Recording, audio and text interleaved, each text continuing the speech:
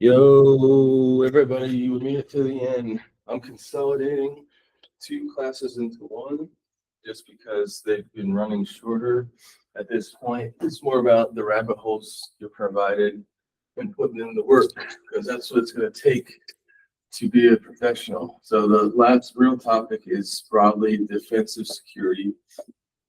And it's really hard too because there's this old saying that defenders think in lifts, adversaries think in graphs. Until that changes, adversaries win. And that's true because when you're a defender, you're trying to understand what to defend against, but you don't necessarily know in the wild. You have an idea of what's possible, but you're kind of shooting from the hip. And you're buying stupid Palo Alto firewalls that cost $1 million, hoping they make you secure. But the defenders are known as the blue team. Blue team consists of people like the analysts and the front lines. They're the ones that have to take the tickets, look at false positives, sort through alerting. It's a tough job, do forensics. It's very detail oriented. Personally, not very fun, but this is normally how you have to build your security domain.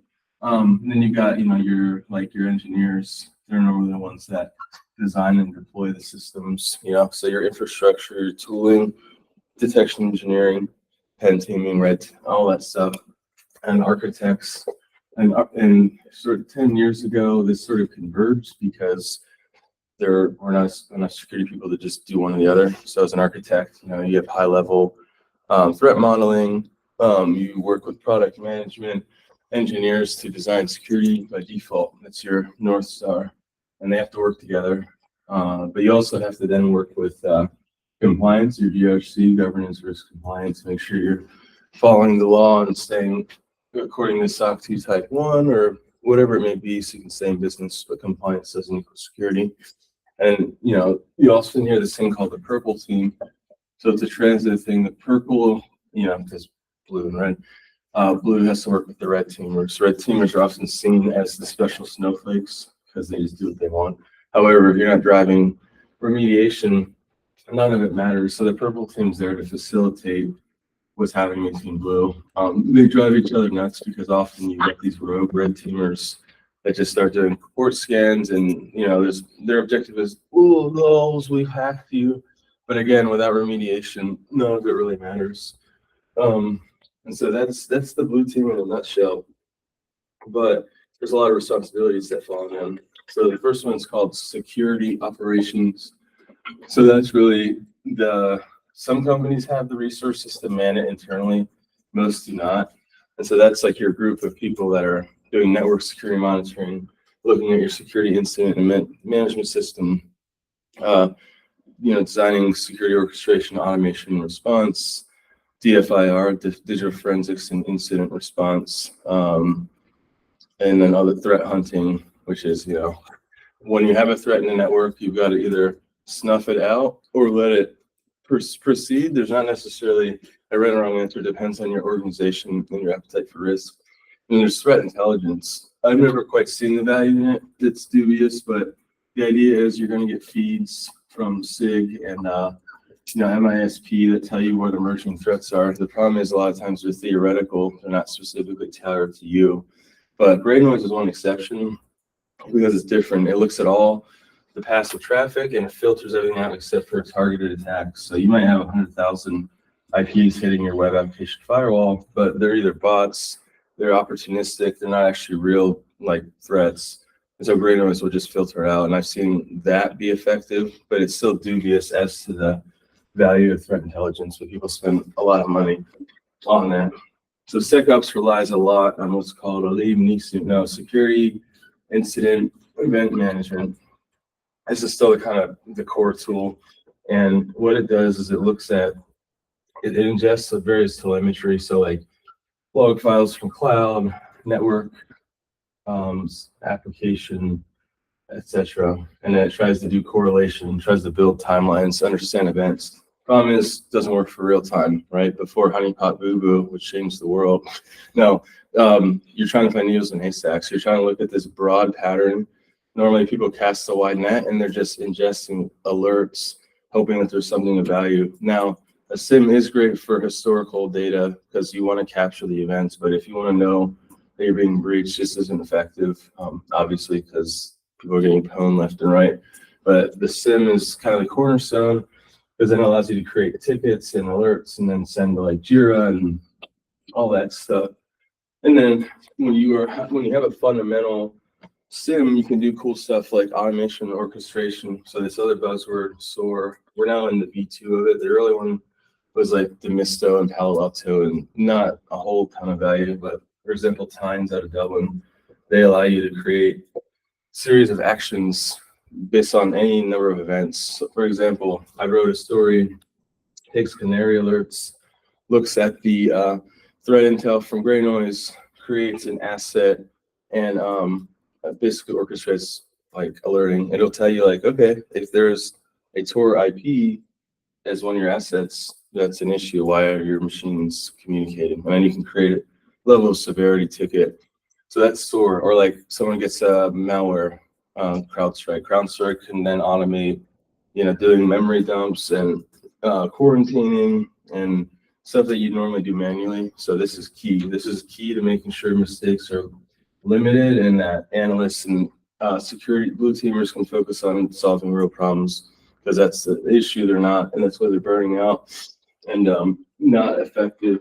So then, assuming you have an incident, which happens all the time, you have to then move to DFIR. So after the fact, what can you understand about the attack, and is it still ongoing? The difficult thing with cyber breaches is there's multiple pathways in. You can create persistence. So once they're in, it's really hard to get rid of them. Typically, Windows environments, you have to burn to the ground because there's all these mechanisms that have persistent access. There's a golden ticket, skeleton key, Kerberos sting, DC sync, DC shadow, and they're all different types of abuse on AD. And even Azure AD is still vulnerable.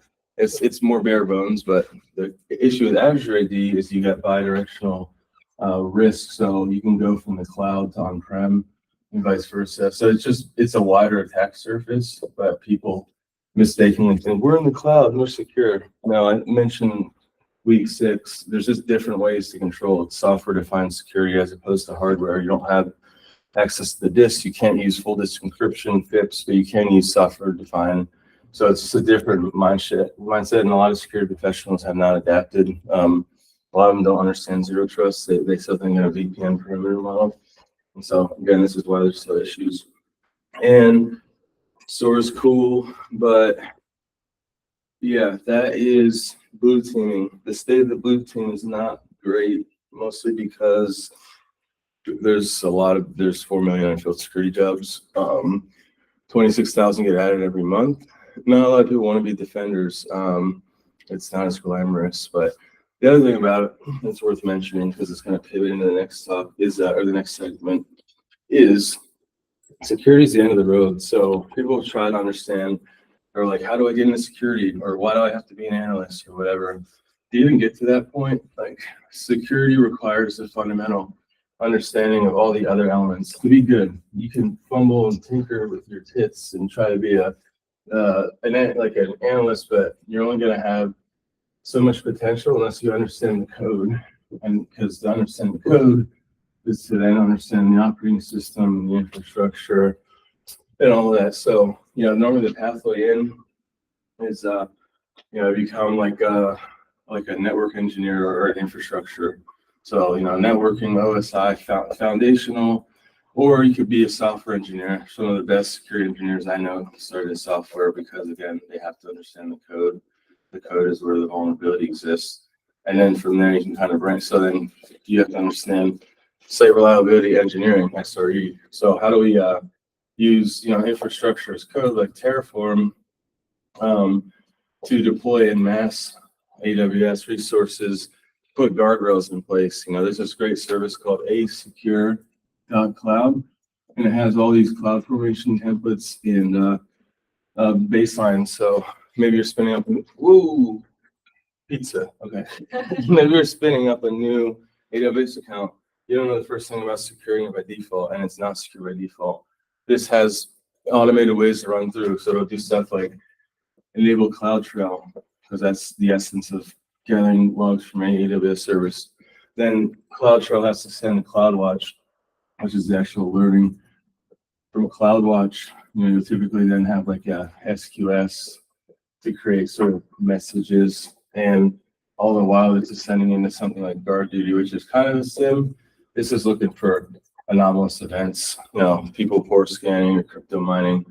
But then GuardDuty can pivot out in like Security Hub, and it can ship to the SIM, and so like all these different services, but to configure them yourself to even know what to do is really hard. So this is helpful. There's also a wrapper on top of Terraform called TerraGrunt, which is more modules. I'm not a huge fan, but it gives you an ability to spread security. And there's like a lot of good baselines. So you use this thing called pfScan as well, or AWS config. And what that does is it looks to see if you've got any configuration drift. So maybe you've got some special snowflakes. This happens to red teams. Like, well, I need my own EC2 instance that's on bare metal rather than a Kubernetes container. And so that's not managed. That's typically not something, and exceptions then become the rule. And that's where your vulnerability exists. So you have to avoid the special snowflakes. You have to have consistency. So like if you use encryption, define a policy and which that works. Are you using maybe KMS internally, secrets manager, maybe you're using Vault. It's you gotta have standards, and using this, idea of GitOps or whatever, it's basically doing everything as code. So your Git is your version control, and that's the source of truth. If you deviate from it, it'll automatically sync back to the known good config. That prevents the configuration drift, because when that happens, all of a sudden you'll have S3 buckets that are accessible to the world, not encrypted. You'll have exposed ports, issues that you thought you handled, but you didn't because of the exceptions and all of that. And so, and then at that point, some people want to figure out how to get into security in general, because there's not a lot of clear pathways. Even University of Maryland, which is a great computer science school, they don't have a formal security program. There's security classes, because to be a good security person, you need to be a tinkerer, you need to be a hacker, understand. You look at something and you don't just say, okay, that's how it is. You want to reverse engineer, and you want to break it and put it back together. So a lot of it is self-taught. I mean, there's not people typically that go to school. Computer science is a good foundation, but to get in, or my path particularly, was getting a good cert. The first cert I got was Certified Ethical Hacker, and that essentially is an entry in. It's not entry level; it's mid-level, but it requires that foundational networking infrastructure knowledge. Some people spend time on Security Plus. It's not very challenging, not very helpful, but that got my foot in the door beyond the cryptography way back in 2012 with ForcePoint. And I kind of got hooked on the certs. The reason the certs are valuable, some of them, they require actual knowledge. You can't brain dump them. Like the Microsoft ones you can, but for example, I took the OCP in 2020, which is a 24-hour exam. I went in with like 22 people, and like only 3 made it out, because you have to go through 3 different phases of 8 hours. And you have to basically do external and internal enumeration of a client, and eventually like pwn them. And so you write exploit code, you create persistence, you go through the 7 phases, but it's brutal. And then there's another one beyond the OSCE, which is 48 hours, which I'm going to take just because I'm not just to demonstrate, because you're forced to learn. It's adaptive. There's no study. I mean, there's no answer key, right? Those are the good types of certs, but there's a lot of things to learn. The way I ingest data, like going to conferences, speaking at conferences, it gives you the latest research, tells you what's in the wild, understanding like where the threats are, big companies, but also what's reported by really the 2 biggest security news outlets are Schneier Security. He's been around forever, and Krebs, who wasn't a security dude, but started writing for the Washington Post and got fascinated in the spam underworld in Russia. I ended up being a target during Silk Road and had 10 pounds of heroin sent to this house, but neither here nor there. He's still in the front lines. He's really exposed what's happening in that world. And there's other services. There's great podcasts. My favorite one, Risky Business, Patrick Gray. These Aussies, they talk now with Chris Krebs, who was the first director of the Center for Infrastructure Security. He got let go by Trump because he was too good, I guess. But because of him, allegedly, the voting hacking on the actual machine level was mitigated. Now the psychological element, not so much, but that was his job. But he knows a lot about what's happening from the national security apparatus, not just internally. So that's good. And then you can set up RSS feeds, really simple syndication. So all these news sources can dump into Slack and you can get the latest. I mean, there's normally a deluge of information, so it's not fruitful to just try to keep up, but this is where it's at. And then trying to get into the speaking track was helpful because it forced me to become an expert at a specific thing that wasn't being covered. And then it encourages you to research. So look at the companies that are doing the cool things, pushing the envelope. My kind of dozen, we're part of, what I've talked about. It's like Think Canary. Grain always runs zero. And the reason these stand out is because they let you get started for free and they let you to build for free unless you don't have time. That's unique. Most security companies get you to buy in to this thing that does it all, except it does it all poorly, It's just the whole Linus Torvald adage about do one thing, do it well. Any company that's like, we do it all, crap. This Proofpoint company in Roanoke, I'm like, you guys are garbage. You should have sent the email. But that, and then CrowdStrike was like, oh, we're EDR, now we're cloud. Again, they just get greedy. And then Microsoft as well. They're the best marketing company in the world because once you're in and you're on this E5 plan, which is absurd, except they weren't able to provide basic logging to like the State Department when they got hacked a few months ago, because that's an additional feature. So, that's the thing. They'll nickel and dime you on stuff. There's this funny or sad site called SSO.tax. So it's a shame. It's basically companies that by default don't provide single sign-on and make you pay. Atlassian, Box, it has to be standard for any organization, but so many companies do it. So that's why I don't have a lot of respect for what's happening there. You need more run zeros, you need more tie-ins. You need to empower security teams to actually be effective. And there's not a lot of that going on. But probably the most important way to get into security and stay productive, get mentorship, work with me, work with people that have been here and seen it, that are able to guide you down that path. There's like literally 16 security domains, which we cover the past weeks, and some of them will be more interesting than others, but there's specific pathways in which to get there. Mentorship is the way to do it. I've been doing security almost 19 years, and there's like just a lot of different directions, but ultimately to be successful, you got to be relentless in your search for truth. You have to be understanding that it's good, not knowing is terrible, and there's normally data. There's always the truth finds a way to come out, but if you're not curious, and you'll never get to the core of it. You'll never want to truly understand. I give this example of like, security people that don't know code. How can they appreciate a buffer overflow if they don't even know what a buffer is? But that's most of security. So started software engineering. It's the key. I mean, the code is what makes everything happen. And yeah, that's really high level. But the other thing is you got to get good at interviews. You got to get experience. But you don't necessarily need to work these jobs for years. You need the equivalent bit of knowledge. So doing a hack the box, doing bug bounties, that will give you the experience that you would get with a company.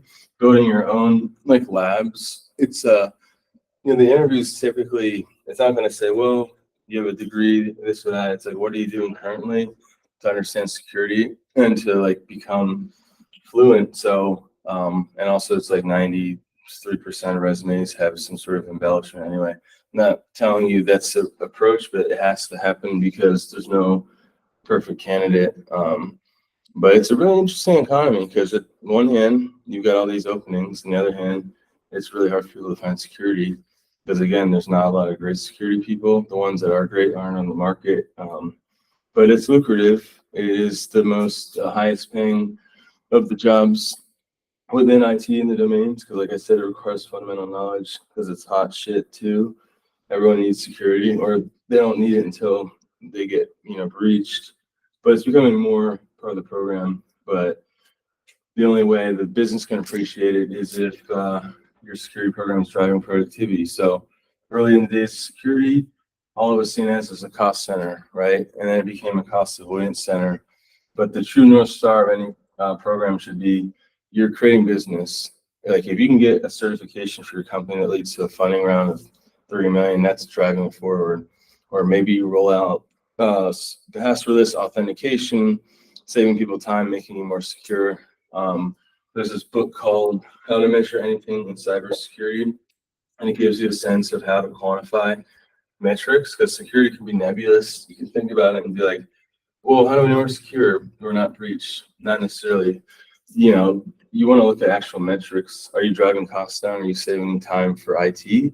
Like, is that IT spending less time doing triaging, alerting because you're automating their ticket creation and their understanding of events like anomalous logins to Windows? They don't have to chase, those false positives. And so human hours matters. And are you pushing the company forward? It's all things considered. Let's say you've got, Snowflake and Cribble or whatever. People use security as a differentiator. It is the reason why people do things, because if you get, compromised, it can be game over in some cases. So it's only becoming more complicated, and part of it is, security is improving, but sophistication of layer 8 attacks is as well. That's always going to be the case. If you remember the OSI model, you go higher up, you can compromise the layers below, and it's like a human problem, but it isn't too. So people that say, oh, the users got to be vigilant, yeah, they do, but most of the emails and messages that come through them should have never made it. It's just there's inadequate security controls because your team isn't doing everything it can. So this should be the last line. If you have an email come through somehow and it is good, then reward good behavior.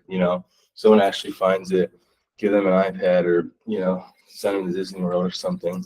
Don't beat them into submission. What doesn't work is negative reinforcement. Oh, look how stupid you are, because these security people often fall for the same stuff, especially as you get more sophisticated. But also last bit I'll say, there's a lot of meetup groups. There's a lot of events. You'll kind of learn about those through the conferences, but even just poking around. The thing I love about security, above all, it's a group of people that care the most about preserving like the internet, and they have a vested interest. So there's so many people that volunteer their time for DNS, for IPsec, to like keep the standards going, because without that we have nothing. So that's really where I've been focusing my career in the past few years, like how to get back to the community, and how do I, because the security community has made my life possible, and all of this. So you'll get to that point where you're more interested in helping others rather than just building yourself up, but you need that fundamental understanding. So that's me putting a pin in SEC1337. My challenge to you is follow these rabbit holes, see where they take you, see what interests you the most, and understand through mentorship how to get there through certs.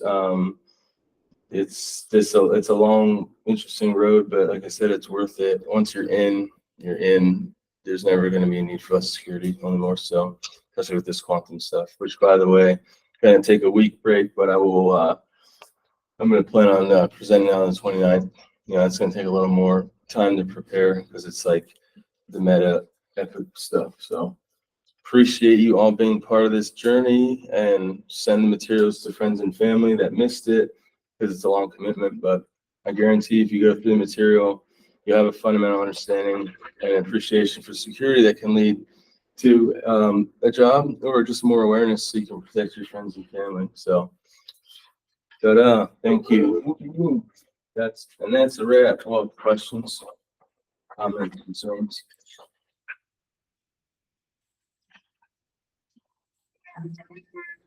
Oh,